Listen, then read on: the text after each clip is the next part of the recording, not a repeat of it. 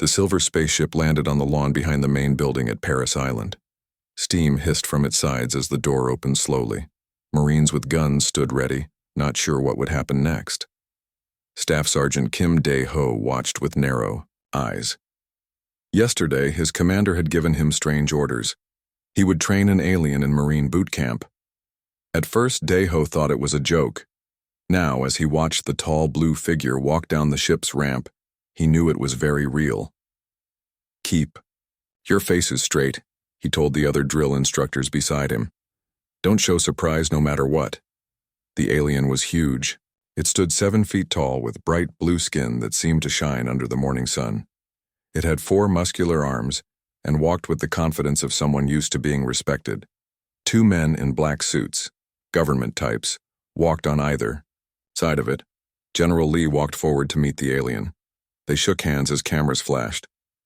"Welcome to Earth, Commander Take," the general said loudly for everyone to hear. "We hope this exchange program will build understanding between our peoples." The alien nodded. Its voice was deep and had a strange echo. "The Hadari Confederation thanks you for this opportunity. I look forward to experiencing your training methods."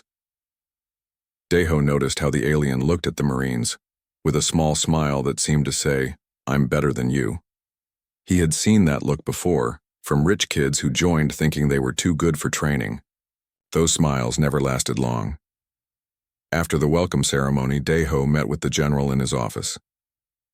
"Let me be clear, Staff Sergeant," General Lee said, looking serious. "This is not just training. This is diplomacy. The Hadari are powerful. They have weapons that make our best tech look like toys. We need them as friends, not enemies." "Yes, sir," Dae-ho said. "But will the alien follow our rules? Will it take orders?" "Commander Tyack has agreed to be treated like any other recruit," the general said. "His people want to understand our methods. Apparently they're impressed by how effective our Marines are despite our physical limitations." Dae-ho raised an eyebrow. "They think we're weak?" "They think we're interesting," the general corrected. "Tyke is their best warrior. He's won battles across their star systems. Think of him like their version of a Navy SEAL, but with more experience. And I'm supposed to treat him like any other new recruit?" The general smiled. "Exactly like any other recruit, Staff Sergeant." Dae-ho couldn't help smiling back. "Understood, sir." Commander Tyack sat in the processing center, watching the young humans around him. They looked nervous, these future Marines. Some talked too loud, trying to seem brave. Others sat quietly, already regretting their choice. None of them noticed how different their bodies were from his, how soft, how fragile. His mission was simple: learn Earth's military methods, find their weaknesses, and report back to the Hadari Military Council. The council had spent years watching Earth broadcasts and studying their wars. Humans fought constantly, against each other and their environment. Despite their physical weakness, they had developed interesting tactics. "Next," called a voice, and Tyke walked to the desk where a tired-looking human female sat. "Name?" she asked without looking up. "I am Commander Tyke, 3rd Battle Group of the Hadari Confederation Victory Class, winner of the—" "Just Tyke is fine," she interrupted, typing into her computer. "Date of birth?" "We do not measure time as you do, but I have lived through 14 full cycles of—" "I'll put January 1st, she said, still typing. "Any medical conditions?" Tyke stood straighter, his forearms flexing. "I have been enhanced for combat in 17 ways. My bones are reinforced with—" "I'll put none," she said, finally looking up. If she was impressed by his blue skin or extra arms, she didn't show it. "Go through that door for processing." Processing was strange. Humans cut the hair off other humans' heads. Tyke had no hair, so they sent him to the next station. They took his belongings and gave him green clothes like everyone else, though his needed special adjustments for his forearms. "Listen up." A loud voice suddenly filled the room. Tyke turned to see Staff Sergeant Dae-ho. "From now on you are not special. You are not important. You are not anything until we make you into Marines." Tyke frowned. On his world, a warrior of his rank would never be spoken to this way. He opened his mouth to correct the human, but noticed something strange. The other recruits had snapped to attention, eyes forward, silent and still. You will speak only when spoken to. You will move only when told to move. Daeho continued, walking between the lines of recruits. When he reached Taek, he stopped. Though Taek was taller by a foot, something in the human's eyes made him stand straighter. Is there a problem, recruit? Daeho asked quietly. I am not a recruit, Taek said. I am commander. You are recruit. Take until you earn another title, Daeho shouted, his face inches from Taek's. Do you understand? Taek blinked all four of his eyes. No one had spoken to him like this since he was a child. I understand, he said slowly. I understand, sir, Daeho corrected. I understand, sir, Taek repeated, feeling strange. Daeho moved on, but Taek noticed the human glance back with a small smile. The message was clear. Rank from another world meant nothing here. The first day passed in confusion. Taek easily did the physical tasks, running, jumping, lifting. His body was made for combat, but the endless rules made no sense. How to stand, how to walk, how to fold clothes and make beds with perfect corners. At night in the barracks, the human recruits collapsed onto their beds, exhausted. Taek felt fine physically, but his mind was troubled. On his world, warriors trained with weapons and tactics, not bed-making and standing in lines. Hey, said a quiet voice. A small human recruit sat on the next bed. I'm Han Jun. Taek nodded. I am Taek. I know, Jun said with a small smile. Everyone knows. You're hard to miss. Your Sergeant Daeho is unusual, Taek said carefully. Jun laughed softly. He's actually being nice today. My brother went through this last year. Said the first week is the worst. This is not real training, Taek said. Real warriors learn to fight, not to fold clothes. Jun shrugged. Maybe there's a reason for it all. My grandfather was a Marine. He said Bootcamp breaks you down before building you back up. Breakdown? Taek frowned. I cannot be broken. I was made to be unbreakable. Jun looked at him thoughtfully. We'll see, I guess. Later, as the others slept, Taek looked out the window at the stars. Somewhere up there, the Hidari Military Council waited for his reports. He had planned to send one tonight, but what would he say? That humans wasted time on pointless tasks? That they yelled instead of teaching? No. He would wait, learn more, before reporting. After all, these Marines had a reputation across Earth as elite warriors. There must be purpose to their methods, hidden beneath the shouting and strict rules. A fly landed on the window. Taek crushed it easily with one of his 4 hands, just as he could crush any human here if he wanted. But he was not here to crush. He was here to learn. Lights out, no talking, shouted a voice from the doorway. Taek turned from the window and lay down on his too small bed. Tomorrow would make more sense, he told himself. Tomorrow, he would see the real training begin. He was wrong. 2 weeks had passed since Commander Taek arrived at Paris Island. The morning sun was barely up as Platoon 3044 ran along the training grounds. Sweat poured from the human recruits' faces. Their breathing was heavy, but Taek ran without effort, his 4 arms swinging easily at his sides. Move faster, recruits, Staff Sergeant Daeho shouted from beside them. My dead grandmother could run faster than you. Taek could have run much faster. On his home planet, he had once run for 3 days without stopping during warrior trials. This slow jog was nothing. He decided to show the humans what real speed looked like. Without warning, Taek sprinted ahead of the group. His blue legs moved in a blur as he raced around the track. He finished the lap and stood waiting, not even breathing hard, as the humans struggled to catch up. Daeho's face turned dark. What was that, Recruit Taek? I finished the run, sir, Taek said proudly. Did I say this was a race? Daeho asked, his voice dangerously quiet. No, sir. Did I say you should leave your platoon behind? Taek blinked his 4 eyes in confusion. They were too slow. Daeho stepped closer. Though much shorter than the alien, his presence seemed to grow larger. In my corps, we succeed together or fail together. No Marine leaves others behind.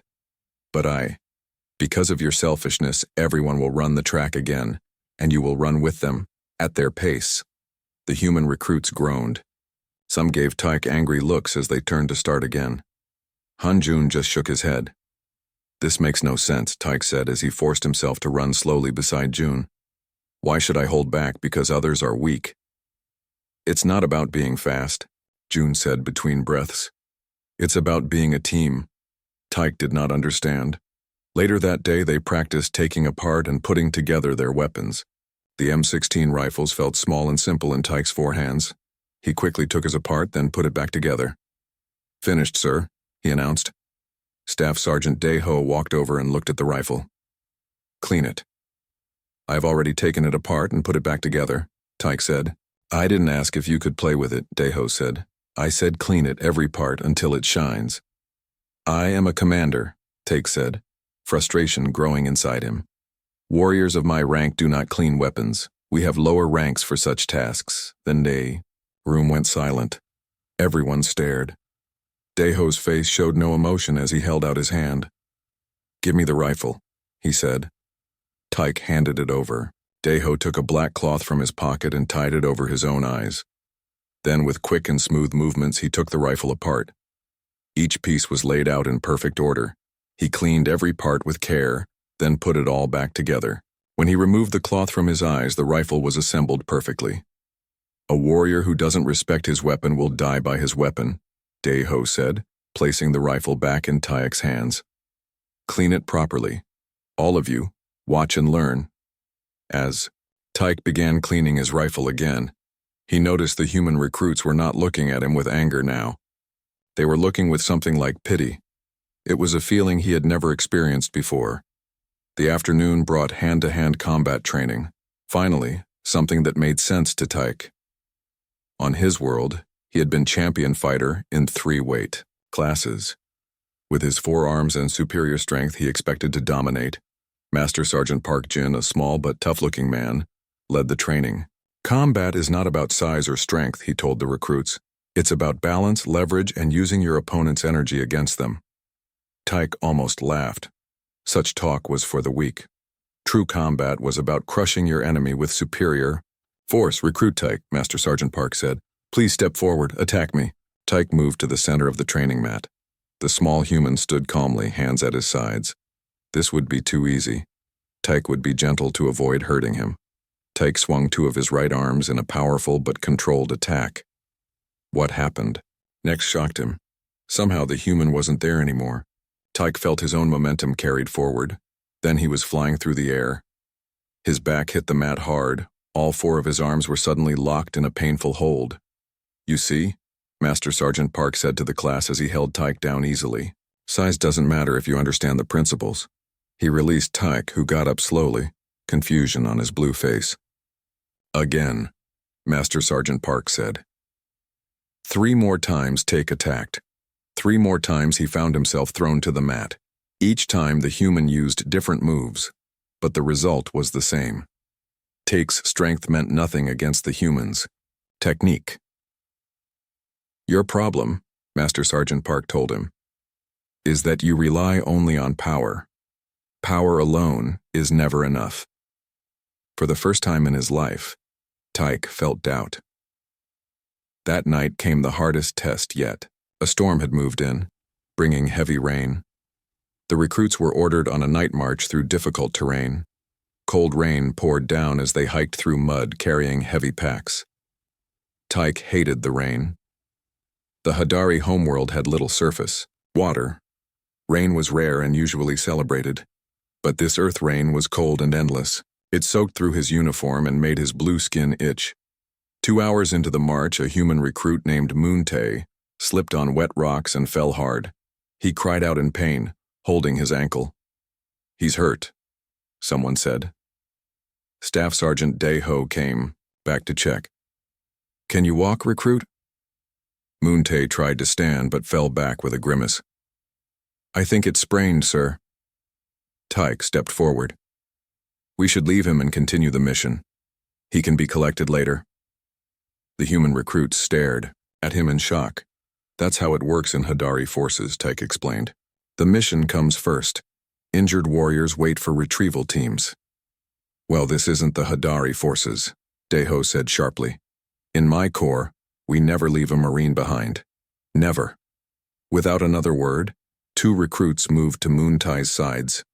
They helped him up, supporting his weight between them. Others quickly divided his pack contents among themselves. Continue march, Deho ordered. As they moved forward again, slower now, Take watched in confusion. The injured human was slowing everyone down. The mission was being compromised. Yet the other humans seemed to accept this without question. Even more strangely, they did not seem angry about carrying extra weight or helping Moon Tai through the mud. When they finally returned to the barracks, everyone was exhausted. The humans collapsed onto their beds, too tired even to remove their wet clothes. Staff Sergeant Deho ordered them to change, and then allowed them to rest. Take sat on his bed, still trying to understand what he had seen. On his world, weakness was never tolerated. The strong survived. The weak were left behind. It was natural law. Why do you help the weak? He asked Hanjun, who was lying on the next bed. It makes no logical sense. June was quiet for a moment. Then he said, because someday each of us might be the one who needs help. I will never need help, Tak said firmly. June gave a tired smile. Everyone needs help sometimes. Even Big Blue, aliens with 4 arms. That night, Tyke could not sleep. For the first time he wondered if the Hadari way was the only way. For the first time he questioned what true strength really was. And 5 weeks had passed since Tyke's arrival at Paris Island. The morning sun shone on the training grounds as Platoon 3044 ran through the obstacle course. Staff Sergeant Deho watched with narrow eyes as the blue alien reached the high wall. In past weeks, Tyke would have climbed it easily with his 4 strong arms and kept going. Today was different. Tyke reached the top of the wall and stopped. He turned and reached down with 2 arms to help recruit Park Sung, who was struggling to climb. With Tyke's help, the smaller human made it over. The alien did the same for 2 more recruits before continuing. Deho's face showed no emotion. But inside he was surprised. The alien was changing. Later that day, as the recruits cleaned the barracks, Deho noticed Tyek showing Recruit Song how to properly fold his uniform. Like this, Tyke said, his 4 arms moving carefully. Staff Sergeant checks the corners first. Song nodded. Thanks, Tyke. I keep getting it wrong. Deho walked past without comment, but he made a note in his mind. The alien commander was no longer acting superior. He was acting like a Marine. The next day brought a challenge that would test Take in a new way. The recruits lined up at the edge of the training pool for swim qualifications. Every Marine must know how to swim, the instructor explained. You will jump in, swim to the other side, and return. Simple. The human recruits nodded. Some looked nervous, others confident. Tyke stood still, his blue skin turning a lighter shade. Is there a problem, Recruit Tyke? Deho asked. No problem, sir, Tyke said, but his voice was not as sure as usual. 1 by 1, the recruits jumped into the water. Most swam across easily. A few struggled but made it. Then it was Tyke's turn. He stood at the edge, looking down at the water.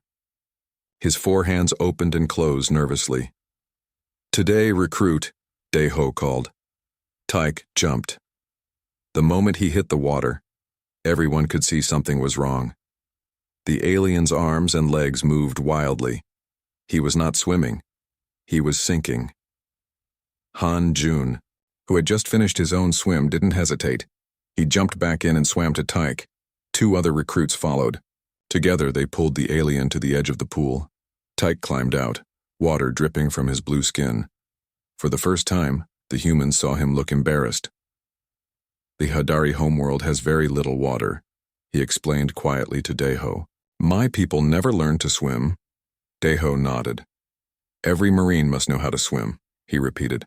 No exceptions. That evening, after regular training, Han Jun and 3 other recruits stayed at the pool with Take. Step by step, they taught him the basics of floating, Then simple swimming movements. Use your arms like this, June demonstrated. Keep your legs moving. Taik tried again and again. With 4 arms, he actually had an advantage once he learned the proper movements. By the end of the extra session, he could swim across the pool without help. "Thank you," he told the humans as they walked back to the barracks. "On my world, a warrior who needs help is considered weak. Here, asking for help when you need it is smart," June said. "No one can be good at everything." Taik thought about this new idea as they walked. Week 6 brought the biggest challenge yet. The Crucible. This was a 54-hour exercise with little food and almost no sleep. The recruits would face physical challenges, combat simulations, and long hikes while carrying heavy gear. "This is where you become Marines," Staff Sergeant Deho told them before they started. "Or this is where you fail." The first day was hard but manageable. The platoon hiked 12 miles through rough terrain, solved team problems, and ran combat drills. Taik used his strength to help carry extra supplies. When they were allowed a short rest, he surprised everyone by using his forearms to massage the tired shoulders of other recruits. "We had similar techniques on my world," he explained. "It helps muscles recover faster." The second day was worse. Rain fell as they hiked another 10 miles. Food was limited to 1 small meal. Everyone was tired and hungry. During a simulated ambush, Recruit Song froze up, forgetting what to do. In the past, Taik would have been angry at such weakness. Now, he moved quickly to Song's side. "Remember your training," he said calmly. "I will cover you." Together, they completed the drill. Later, Song thanked him. "I was scared," Song admitted. "Fear is normal," Taik said. "On my world, we say fear is just energy waiting to be used." That night, they had only 2 hours to sleep. Taik volunteered to take the first watch so others could rest sooner. As he stood guard in the rain, he realized something strange. He was proud to be doing this, not because it showed his superiority, but because it helped his team. The third day of the Crucible tested them all. Everyone was exhausted. Even Taik felt the strain. They had one final challenge, a 5-mile hike followed by a simulated rescue mission. Halfway through the hike, Staff Sergeant Deho suddenly fell to the ground. At first, the recruits thought it was part of the test. Then they saw he was truly sick, pale, and unable to stand. "Radio for help," Senior Recruit Kim ordered. "No radio," another recruit said after checking their gear. "It's broken." Everyone looked at each other, unsure what to do. The training area was large, and they were far from base.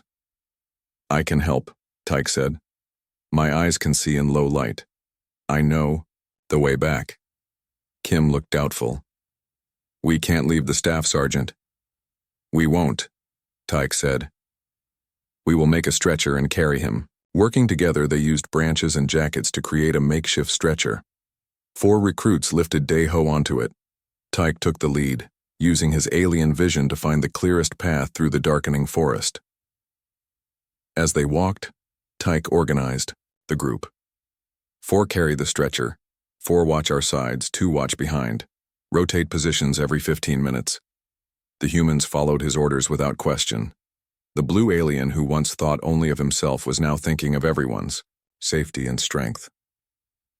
When they finally reached the base, medical staff took Deho immediately. It turned out he had a severe case of food poisoning but would recover fully. Later that night, as the exhausted recruits collapsed into their beds, the platoon commander visited them.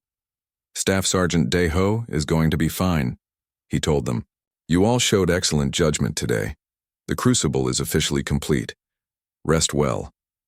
As the commander left, Han Jun looked over at Taik. "You led us well today." Taik shook his head. "I just did what needed to be done." "That's what leadership is," Jun said with a smile. That night, Taik received a message from the Hadari Military Council. They wanted his report on human weaknesses and training methods. Taik stared at the screen for a long time. Finally, he wrote, "Research continues. Humans have unexpected strengths. Full report will follow at training completion." He did not mention how his own views were changing. He did not tell them that he now looked forward to each day with his human squadmates.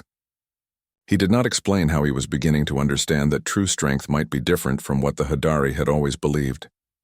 As Tyke lay in his bunk that night, he realized he no longer thought of himself as Commander Tyke of the Hadari forces. For the first time, he felt like he might belong here with these humans who never left anyone behind. 8 weeks into training, Tyke looked different. His uniform fit perfectly now. He stood tall but not proud. His 4 blue hands stayed at his sides unless needed. Most importantly, his eyes had changed. They no longer looked down on the humans. Now they looked straight ahead, focused and clear. Staff Sergeant Dae-ho had recovered from his illness. Today he watched as the platoon prepared for their final combat simulation. This test would show if they were ready to graduate. "Recruit take," Dae-ho called. "Front and center." The blue alien stepped forward quickly. "Yes, sir." "You will lead Squad 2 in today's exercise," Dae-ho said, handing him a map. "Your mission is to secure the target building and recover the training flag." Tyke looked at the map. In the past, he would have planned to do everything himself. Now he had a different idea. "Squad 2, gather around," he called to his team of 6 humans. They formed a circle as Tyke laid the map on the ground. "Each of us has different strengths. We will use them all." Tyke turned to Han Jun. "You have the best mind for planning. Look at the map and tell us the best route." Jun studied the map carefully while Tyke assigned other roles. "Song, you have the best eyes for spotting traps. You will walk point. Park, you move the quietest. You will be our scout. Kim and Lee, you are our best shooters. You will provide cover when needed." "What about me?" asked Recruit Moon Tae, whose ankle had healed since his injury on the night march. "You remember layouts better than anyone," Tyke said. "Once we enter the building, you will guide us through." Each recruit nodded, looking surprised but pleased at being recognized for their skills. No one questioned Tyke's leadership. Before they moved out, Dae-ho pulled Tyke aside. "Interesting approach, recruit. On your world, wouldn't the strongest warrior do all the important tasks?" "That was my old thinking, sir," Tyke replied. "I have learned that a team using everyone's strengths is more powerful than the strongest individual." Dae-ho almost smiled. "Carry on." Dark clouds filled the sky as Squad 2 moved through the training grounds. The weather report had warned of a severe storm coming, but the exercise would continue as planned. The first challenge came at a deep stream crossing. The water moved fast after recent rains. On the other side, Tyke could see the path to their target. "I can cross easiest," Tyke said. "I'll secure a rope for the rest of you." He waded into the cold water. With his height and strength, he made it across without trouble. He tied a rope to a tree, creating a line for the others to hold as they crossed. Thunder rumbled as the last recruit made it to the other side. Rain began to fall, light at first, then harder. "The storm is coming faster than expected," Han Jun said, looking at the sky. Tyke checked his map. "There are 2 routes to the target. The short way goes across open ground, the long way follows the tree line." "Open ground is faster," Kim said. "But also more dangerous in lightning," Jun added. Tyke considered. On his homeworld, the mission would be the only priority. Speed would matter most. But here on Earth, he had learned different values. "We take the tree line," he decided. "Safety first." As they moved through the rain, lightning flashed across the sky. The decision to stay near the trees gave them some cover from the storm. They reached the target building soaked but safe. "Moon, what's the layout?" Tyke asked. Moon Tae closed his eyes, remembering the building plans they had studied. "Main entrance. Will be guarded. There's a side door near the east wall, probably less protected." Tyke nodded. "That's our way in." Inside, they faced a squad playing the role of enemy forces. With paper bullets in their training guns, they moved room by room. Song spotted a tripwire before anyone stepped on it. Park slipped behind an enemy and tagged him out. Kim and Lee provided perfect cover fire while Tyke and Jun advanced. Working together, they secured the building in record time. Tyke found the training flag and handed it to Moon Tae. "You carry it back," he said. "You got us through the building."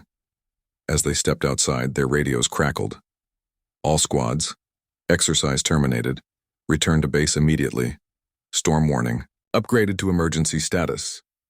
Tyke looked at the sky. The storm had grown much worse. Wind bent the trees and lightning struck dangerously close. We need to get back fast, June said. Tyke checked the map again. The quickest way back was across a metal bridge over a deep ravine.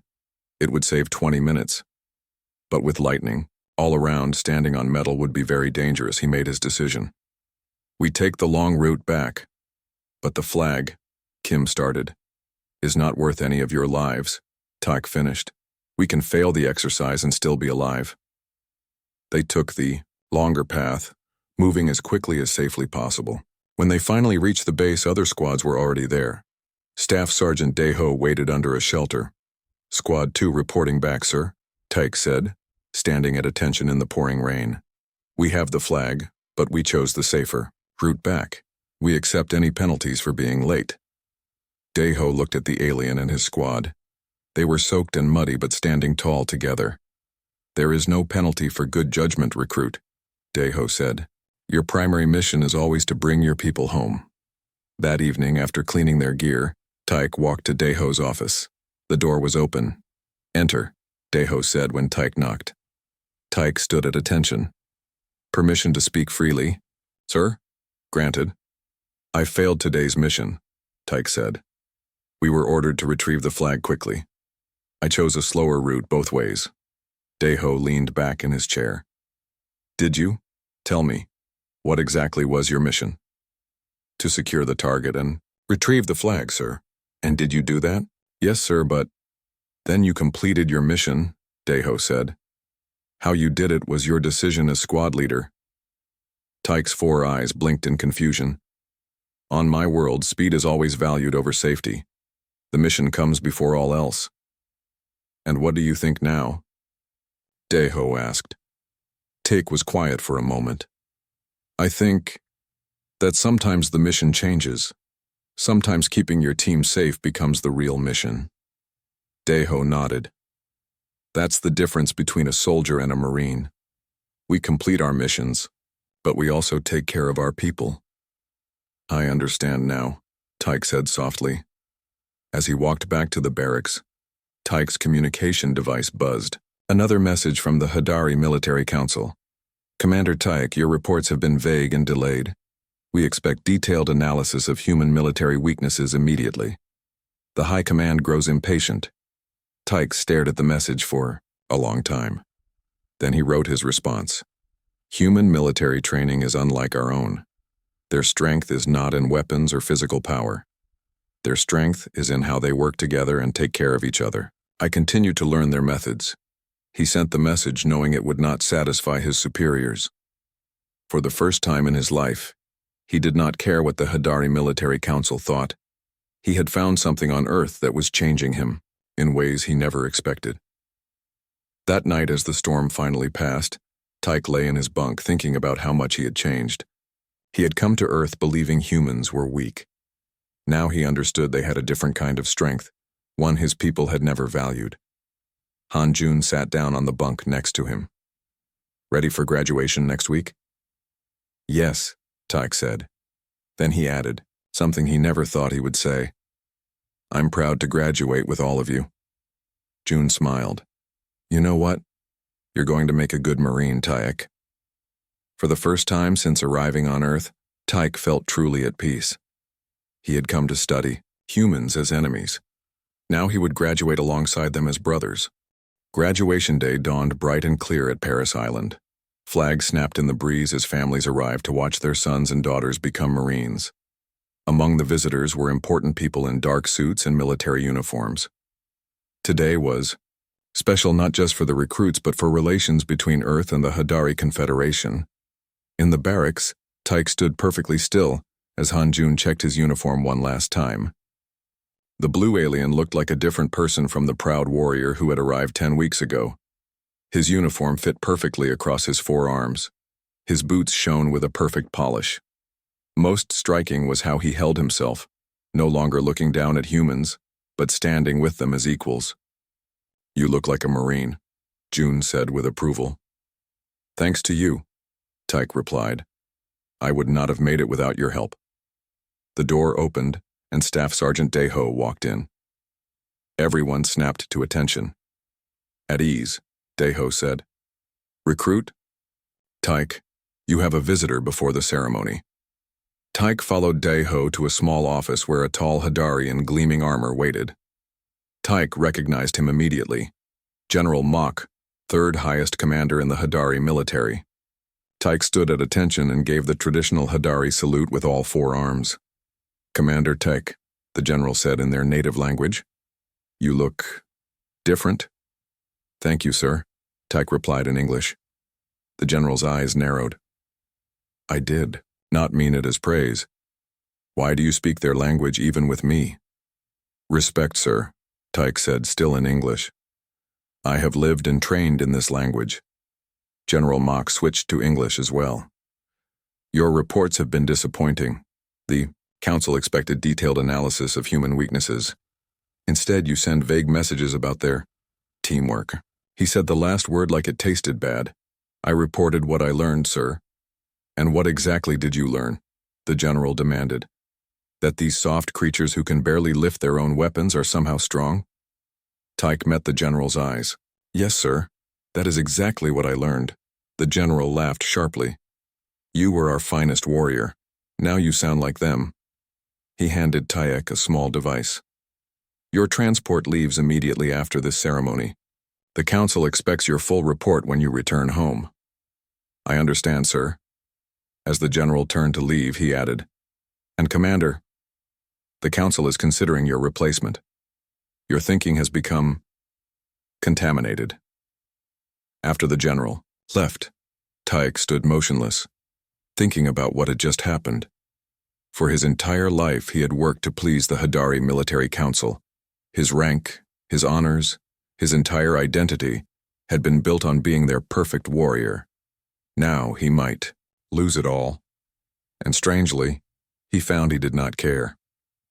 The parade ground was filled with people as the graduation ceremony began.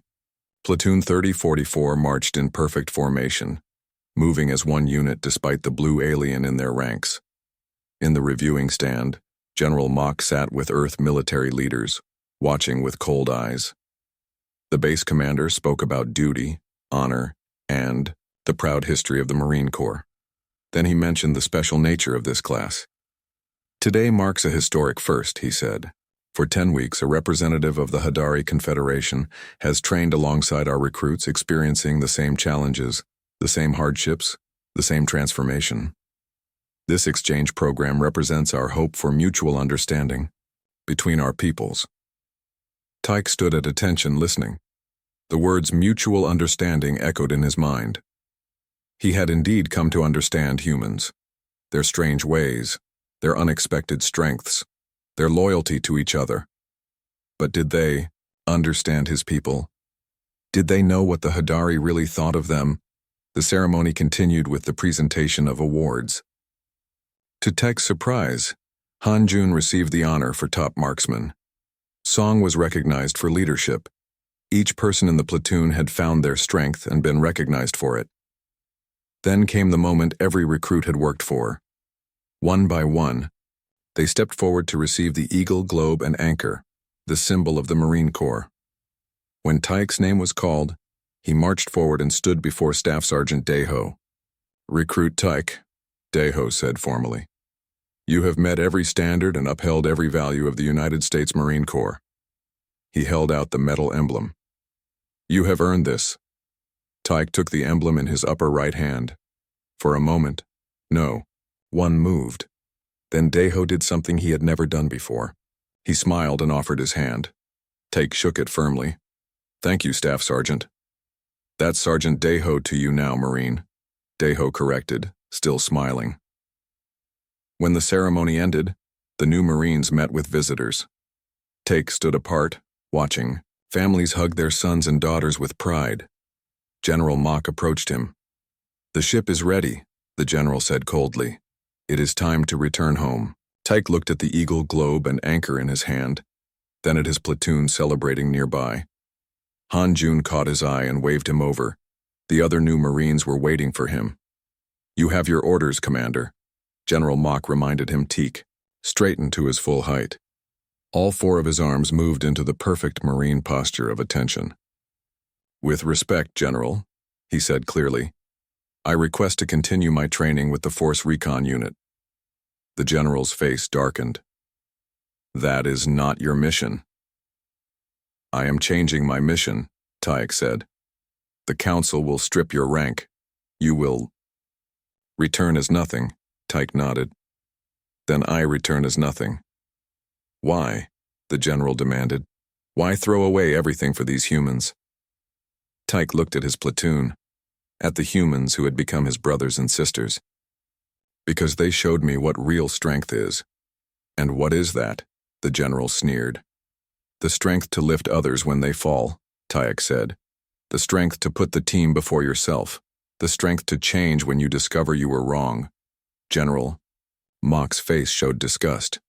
"You are no longer Hadari." "I am still Hadari," Tyke corrected, "but I am also a Marine." The General turned and walked away without another word. Tyke knew his decision would send shockwaves through the Hadari Confederation. He might never be welcomed home again. But as he joined his platoon, as Han Jun slapped him on the back and Song took a picture with all of them together, he knew he had made the right choice. Later, as the new Marines prepared to leave for their next assignments, Staff Sergeant Dae Ho found Tyke packing his gear. "I heard you're staying," Dae Ho said. "Yes, sir," Tyke replied. "If Earth will have me." "The brass is pleased," Dae Ho said. "They're calling it a diplomatic breakthrough." Tyke laughed softly. "The Hadari are calling it a betrayal."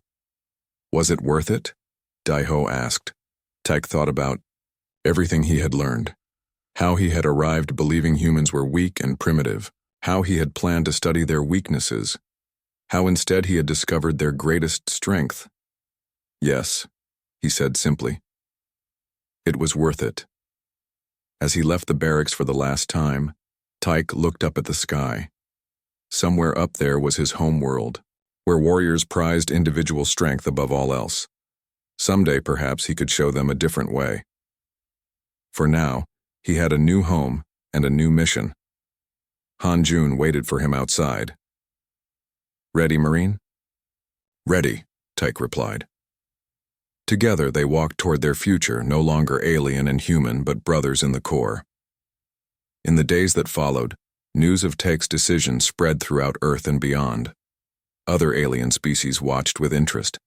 This strange planet of seemingly weak creatures who had somehow converted the Hadari's strongest warrior deserved careful study. Perhaps humans were more dangerous than anyone had realized, not because of their weapons, but because of their ideas. Meanwhile, Tyke began his advanced training, the first of his kind to wear the eagle, globe, and anchor. He had come to conquer. He had stayed to serve. And in that choice, both humans and aliens would discover the greatest strength of all, the end